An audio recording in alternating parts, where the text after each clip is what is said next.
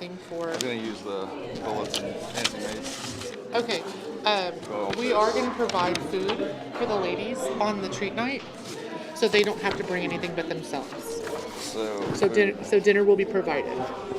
Provided. Yeah. Don't bring Anything but yourself. anything. Okay. Thank you. All right. And then, please ask them nicely to sign up. We have some. I put a few people on there that text me and said they were going to bring lasagna and stuff like that.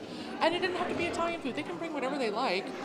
That's just the theme. That's just the theme. Yeah. Try to stick to the theme. Yep. I'm bringing meatballs, so we're good. Awesome. Alrighty. Wow. Hold on. Let's take a picture together. I'm just kidding.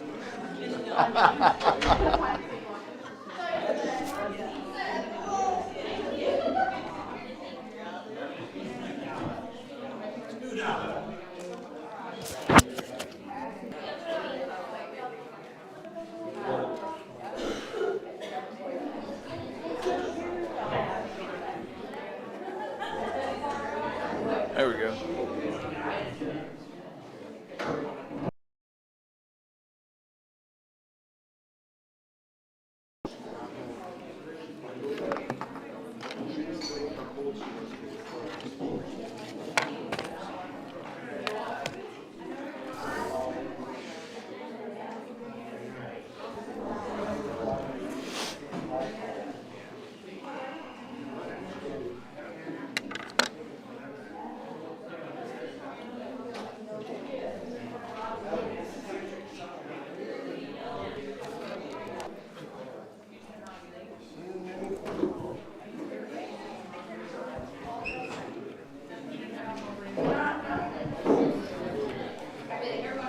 All right, good morning, you guys. Good to see you guys here.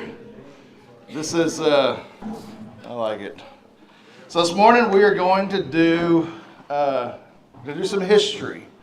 So I hate to do that to you at 10 o'clock in the morning, but you know, everything we do on Sunday at school, and it's all history. So this is some history of Christmas, some facts, some folklore, and so I found that the actual history of this is really interesting. It's actually very interesting, and I read all kinds of different books about the history and seen heard sides that say it's pagan, sides that say it's not, and so I like this time of year. It's just people enjoying themselves, enjoying families, and stuff like that. So this is what we're going to cover. This is a Christmas story, and this is some of the things that come up during this time. Is it making noise again? All right.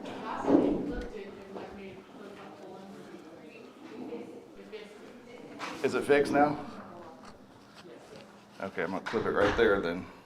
One of the topics that come up this time of year, things like, do Christians or should Christians celebrate holidays that man created? That's one of the things that comes up. Then, is Jesus' birth worthy of celebration? Is it something that is celebrated in the Bible? Is it something that's... One thing I've noticed with sometimes folks is they put more emphasis on origins than God does. And we'll see that, you'll see some of that in 1 Corinthians, that God doesn't seem to put as much emphasis on origins as man seems to do. Who is Santa Claus? There you go. Where does he come from? Where does this character come from? Northward. We'll skip that section. Tony got it. So he got that one figured out. All right, Tony, what about the Christmas tree? Those Walmart, right? I truly have found that the history of this is far more fascinating than some of the, shock jock stuff that goes with it a lot of times. So I got several slides, so I got to remember what's going on here. All right, so the first thing we'll discuss, what about man-made holidays? What about man-made holidays? What you find, almost everything that's celebrated is something man came up with to celebrate. You probably celebrate your anniversary. That's completely created by you. Sometimes folks memorialize and remember the death of a loved one. That's something that's unique to you. Thanksgiving, we just had Thanksgiving. That's something that is just completely man-made. Graduations, man-made. You trusted Jesus Christ. That's not a prescription in the Bible. It is a prescription to celebrate Jesus Christ and what He's done, but second birthdays are not a prescription. Independence Day, July 4th. There's just all kinds of celebrations that go on, and you're going to find probably that almost all of them, or I should say this way, none of them were prescribed by God.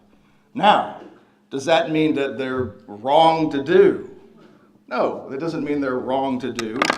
Let me keep going here, because the big question, or one good question to ask with this, is what did Jesus do with man-made holidays?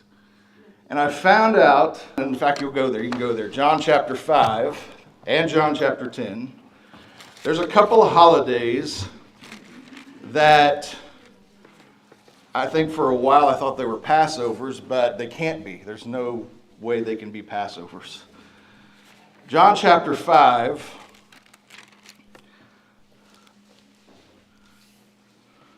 verse 1 is one of these such days. And so Jesus goes to Jerusalem. John chapter 5, verse 1, it says, so he seems to be participating in this because he's not always at Jerusalem. He goes there for this feast. So he participates in this. Now, the question is, what is this? What is he celebrating? What is this time that he's participating with the folks in Jerusalem with? Well, you skip down a little bit. I think it's I think I got it marked there. Yeah, verse 9. He ends up healing a man. And the Bible says that this was, immediately the man was made whole, verse 9, took up his bed and walked, and on the same day was the Sabbath. Well, little bit of calculations, not mine. I don't. According to Sabbaths and going back in history and at this time, the only feast that was been going on in Jerusalem was the Feast of Purim. Anybody know where that comes from? Esther. It's Esther. So Esther wants to kill all the Jews because he hates Mordecai, and Mordecai doesn't bow down to Haman, and so not only does Haman want to kill Mordecai, he wants to kill all the Jews. So he sets this date. He kind of like rolls the dice, sets a date, and says, this is the day we're going to kill all the Jews. And arm yourselves and all that stuff. Well, through circumstances, prayer, fasting, the whole situation for Haman completely turns on its head. And instead of being a day of killing all the Jews in Persia, it becomes a day of deliverance of all the Jews. So the king decides, under the influence of Mordecai, tells the king what's going on, all that kind of stuff. And then so he initiates a law that says, well, on this day, the Jews are essentially exempt from killing anyone that's going to take their life. You have full autonomy of self-defense. And so he says, arm the Jews, let them, they can fight back if they want to. And so what happens is the Jews don't end up all dying in Persia. And in fact, they protect themselves and defend themselves. And so Mordecai, being a very high-ranking Persian official, after this day's done, He's something that's prescribed in the law. It's not something prescribed by Moses or anything. It's something that he sets up. And you find out in John, it looks like Jesus celebrates this day.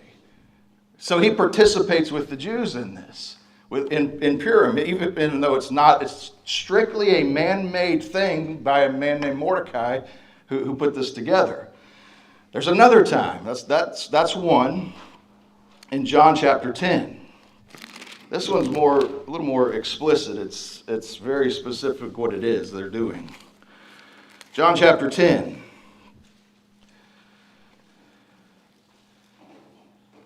So John 10:22, Jesus is,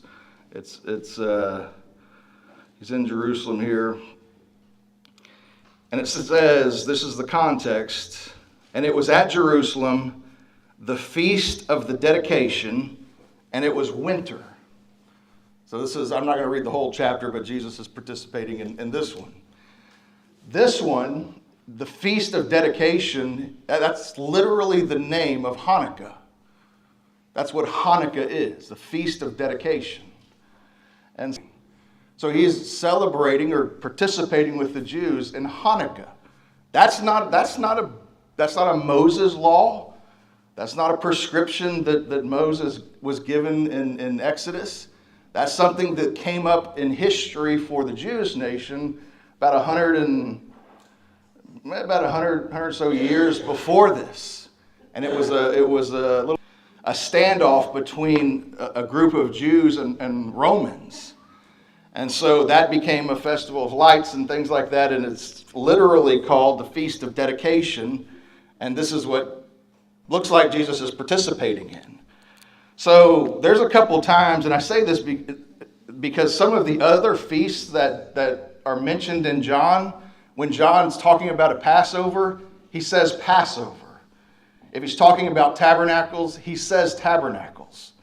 In these cases, he just says a feast or the feast, or he'll name it this name. And this is like I said, the name of it's Maccabees, stuff like that this happened. Folks in celebrations, he celebrates a marriage early on and stuff like that. Hang on now. Celebrates these things. So, man-made holidays, it doesn't seem to be that. They're very common, and we do it more often than sometimes we'd like to think, probably. But I mean, it's fine. It's okay. Jesus seemed to do it. Next question: What about birthdays? Because I've heard this one too. Is if you celebrate birthday to celebrate, but this is something that comes up, and I've heard a lot of different. It's like bad information about this stuff. Some folks have said, and I'll deal with the negative side and then the positive side, but some folks said birthdays are bad, and this is a Jehovah's Witness belief, by the way, and that's actually not true. But you see that it was Witness belief. Herod has a birthday, and John gets killed. John the Baptist gets killed on that day. So it seems to be. However, there's other people that celebrate birthdays. Job's children celebrate their birthdays. Pharaoh, and I don't know why Pharaoh gets such a bad rap. So the Pharaoh that's the Pharaoh in the time of Joseph,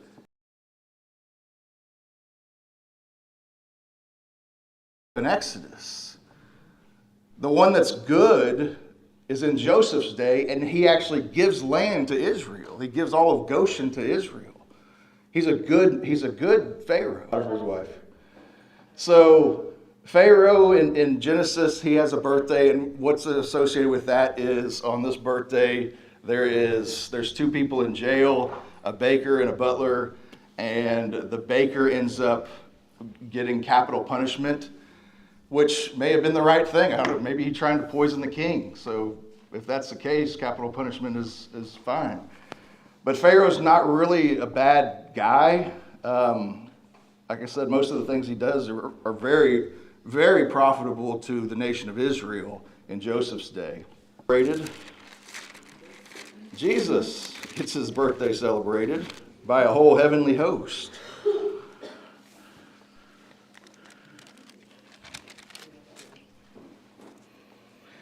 So in Luke chapter 2, he's born, Jesus Christ is born, put in a manger anyway. But somebody takes notice. Luke chapter 2, verse you can start in 7. She brought forth her firstborn son, wrapped him in swaddling clothes, laid him in a manger because there was no room for them in the inn. There was in the same country shepherds abiding in the field, keeping watch over their flock by night.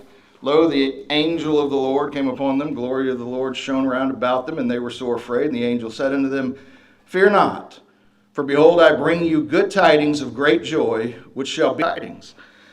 A sign unto you, shall find the babe wrapped in swaddling clothes, lying in a manger. And suddenly there was with the angel a multitude of the heavenly host, peace, goodwill toward men. So you have a very distinct difference. In the world, Jesus Christ is entering in the world in pretty unknown.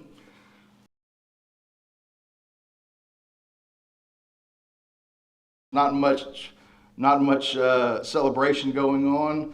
But in heaven, apparently, there's a lot of celebration going on. That now the Messiah, the Savior, is now entering into the world as a man, and he'll be the man that God the Father will approve, as we've talked about so many times. So is this event, are birthdays bad in themselves, or who celebrates them? There's some are memorialized more than life. That's true. We have cemeteries. We don't have as many markers for births as we have for cemetery. I mean, cemeteries are a thing. So what about celebrating Jesus Christ's birth once a year versus, because it's literally every week we get together, and it's some point in time between Sunday school, between 11 o'clock, between teaching about the death, burial, and resurrection of Jesus Christ. Now, the birth doesn't come up, but it's remembered once a year, or as we're going through the Bible. So this is just a true thing. I mean, it's a real thing that deaths are memorialized more than life. That's true in any circle. And this was an interesting tidbit of history. So as far back as you can find manuscripts of verses, of things called scripture, you will also find that far back songs. And in fact, a lot of the manuscripts are songs. They're come from music. Yeah. So the oldest known back to the 300s. There's a manuscript of a song, and that's the name of the song. And I don't know how you pronounce it. But Jesus refulsit omnium. It means Jesus, the light of the world. A lady named Hillary. Don't know last names, but Hillary. Yeah. You think so? Okay. Because people like Carol, we use Carol as female names, but up until like 80 years ago, Carol was a male name. Okay. I was going to think that there's a lot of ladies that wrote hymns through the songs that we have. So this was an interesting fact in history. So people were talking about, or even writing songs. Christians were writing songs about Jesus Christ's birth pretty shortly after, or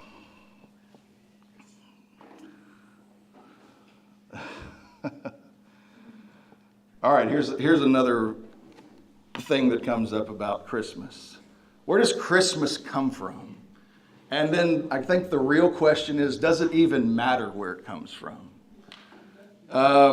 Where does Christmas come from, and does it matter? So Christmas, like any other holiday, is a mixed bag of a lot of traditions. So to cite a single source that says everything that's not real history. Because Christmas is a mix of a bunch of different traditions that have come into play over the years. It's like any other holiday. So it's changed through the years. I thought it was interesting if you read or watch the show, A Christmas Carol by Dickens. So he's recording what's going, what he's talking about, what's going on at Christmas. You can get an idea of how people were celebrating and thinking about Christmas then. And so I thought it's interesting that Santa Claus is not actually a part of that thing. But the origin stories are really, we'll say it this way, they're largely irrelevant. And I'll tell you why. Look in 1 Corinthians chapter 10. Not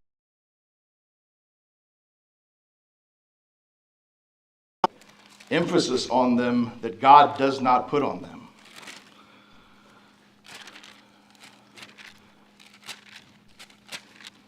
The Bible presents God as someone who is interested in your motives, your present motives.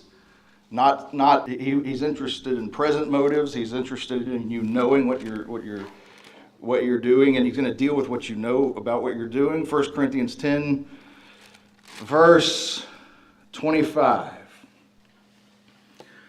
So this is idols, food being offered to idols, things like that. And what I'm saying is, biblically speaking, origins generally take a back seat to whatever the current understanding is. And this is 5. Whatsoever is sold in the shambles, that eat, asking no question for conscience sake. For the earth is the Lord's, the fullness thereof.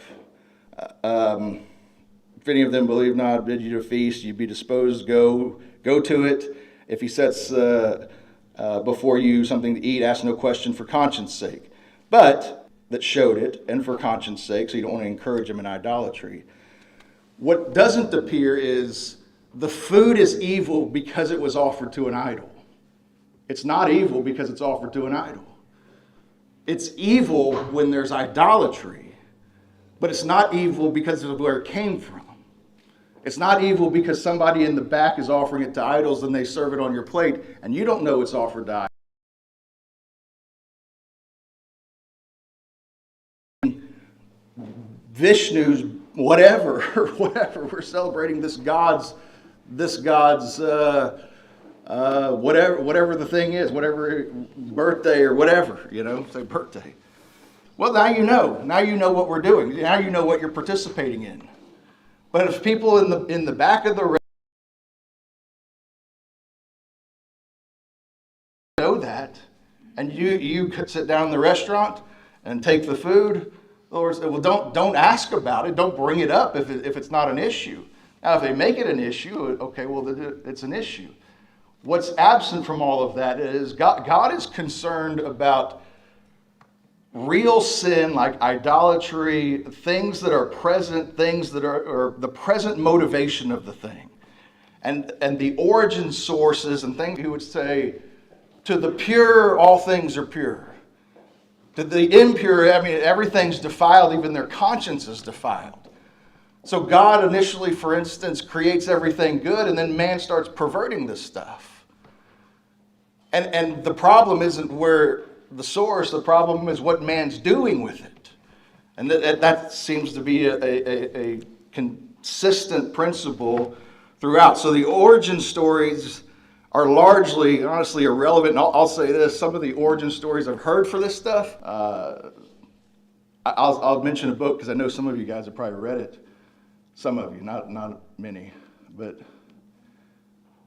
Two Babylons by Alexander Hislop. Not good history at all. Not good. And I say that because I know some of y'all have read it, and I've read it. So the earliest record of Jesus' birth, where does it come from? Where do we get this day from? Where does this start? The earliest record of Jesus' birth, remembered by Christians, is a document, and it's in 336. The date seems to be on it, where his birth was noted as 25 December. Now, that may not be his real birth, but That's the earliest record of someone saying Jesus Christ was born on this day.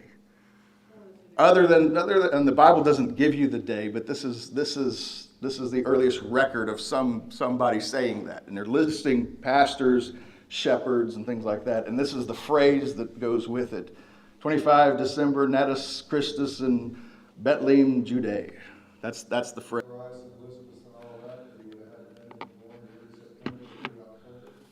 Probably so. Probably so. That's the earliest record of someone saying this is the day. So that's the earliest record of this. So we're just trying to get established origins. Where does this stuff come from?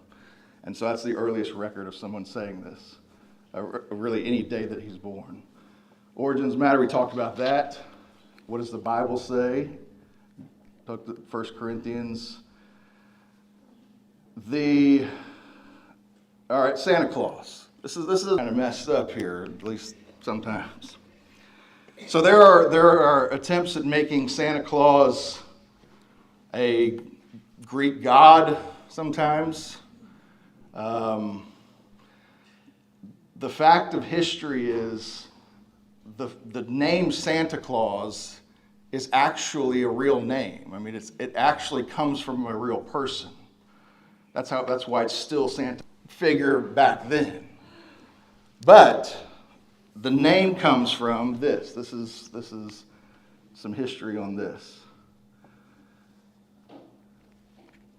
3rd century. You notice a lot of this stuff comes from the 3rd century because that's when records start showing records of these things.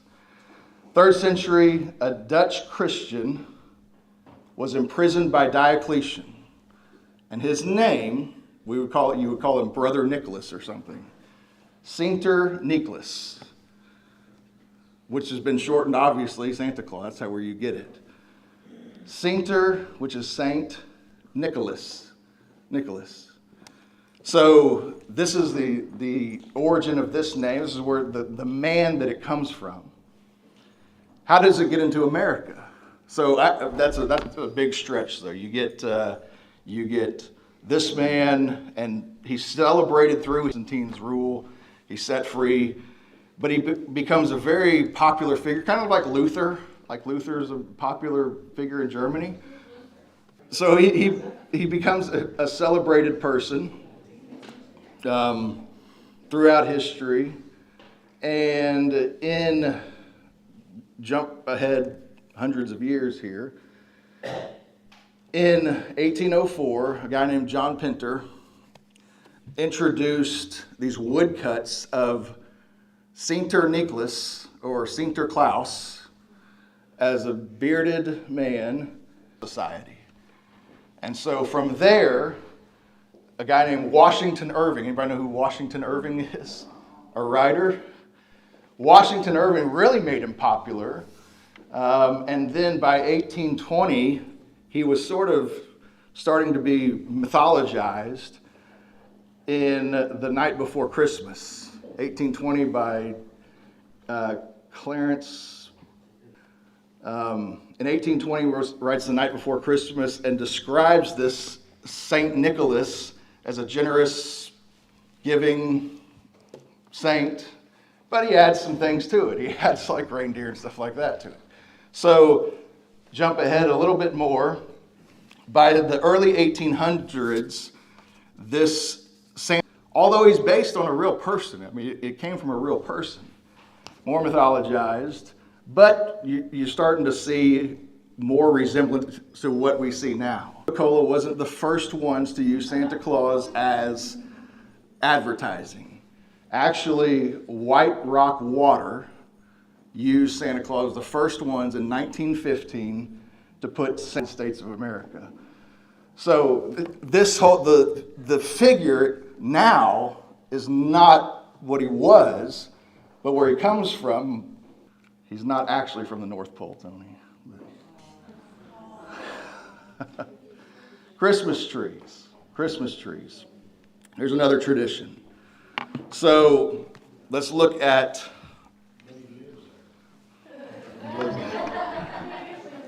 He lives there. All right, this is a really cool history here with Christmas trees. I thought this was really fascinating. I won't. Who's making something out of a piece of wood that has eyes and ears and all that stuff? So it's not a Christmas tree. It is an idol. That's what Jeremiah's been dealing with. Over on it, it's a face. It's an image. The real history of Christmas trees is actually a little more interesting than that. So in the 13th century, this is another case of the first records you get. In the 13th century, day. And what they would do is they would set up a tree and hang apples on it. And stories. And so that was the deal with the why is the tree, why are you hanging ornaments from this thing? What are you doing with it? That's where the hanging of the ornaments. That's why a lot of the ornaments you see look like apples, like they're round, they look like apples. That's where it's people who could not read the Bible. And it was like an object lesson to teach them the Bible. And so December 24th, they called it Adam and Eve Day, and they set up the tree. Apples, it may not have been an apple and all that stuff, but that's what they're using. By 16th century in Germany, it was very popular, and it was really primarily popular because of Luther. Anytime a celebrity gets a hold of something, that thing becomes popular. Luther is a celebrity, and he gets a hold of this, and he makes it a tradition. In his family, people see that he's doing it, and so the Germans really, and by I think it's early 1900, well, 1800s, later 1800s, you've got, well, I should say early 1800s, the German in fact, there's a good source for this. There is actually a group called the National Christmas Tree Society. So by 1800s, the Christmas tree is introduced into the United States, largely by German folks. Martin Luther had popularized it. In 1850s, you've got a Christmas tree, like Tony said, just taken at random from forests and just cut down and set up in houses and stuff like that. President Franklin Pierce, credited with bringing the first Christmas tree to the White House. The late 1800s, the first glass ornaments start to be produced in the United States, and then Sears and Roebuck starts producing fake Christmas trees for late 1800s. So that's where the fake Christmas trees come from. So this is a little bit of history on how you get to this point with Christmas trees. And I know we're running low on time here. So Christians and Christmas, where the music comes from, and some of the stories around the carols and things like that. Some good stuff there. But Romans chapter 14 has a good principle, which even applies to when you do church, like when you get together as a church.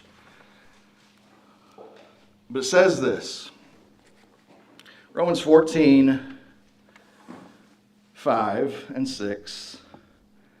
One man esteemeth one, I don't know what your anniversary is.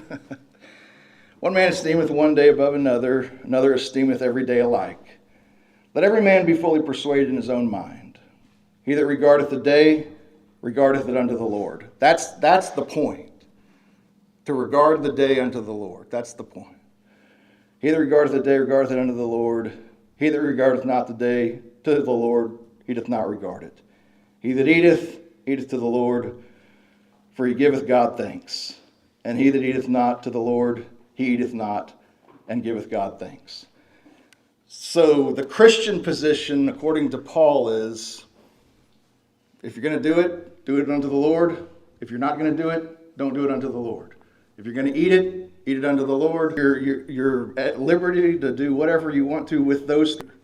They don't commend you to God. They don't take you away from God. Those things are just, there's food, there's holidays, those things are just whatever they are. The principle at work then, and really really it could apply to church. You don't have to have a church service on Sunday morning. You can do a church service on Tuesday evening if you want to do a church service on Tuesday evening. You can do a church service on Friday afternoon. Now, you probably won't get a whole lot of people coming to Friday afternoon or whatever. But the point is, whatever day you're going to do it unto the Lord. If you're going to get together unto the Lord. If you're going to eat unto the Lord. If you're going to not eat, don't eat unto the Lord. There and how you do these things. And I appreciate a couple times a year a lot. I appreciate Christmas. I appreciate Easter. Because these seem to be the times of year where people expect you to talk about Jesus Christ. That's stuff going on, but I appreciate that it's expected that you would talk about Jesus Christ at these times. And so I appreciate that about these holidays that we celebrate here in America and probably a lot of other places in the world. But anyhow, that is some Christmas fact and fiction. It's really boiled down. There's a lot of research that went into all this stuff, but it's really boiled down to 45 minutes here. So I hope that is helpful. And I don't know, you think about Christmas, we'll get out of here and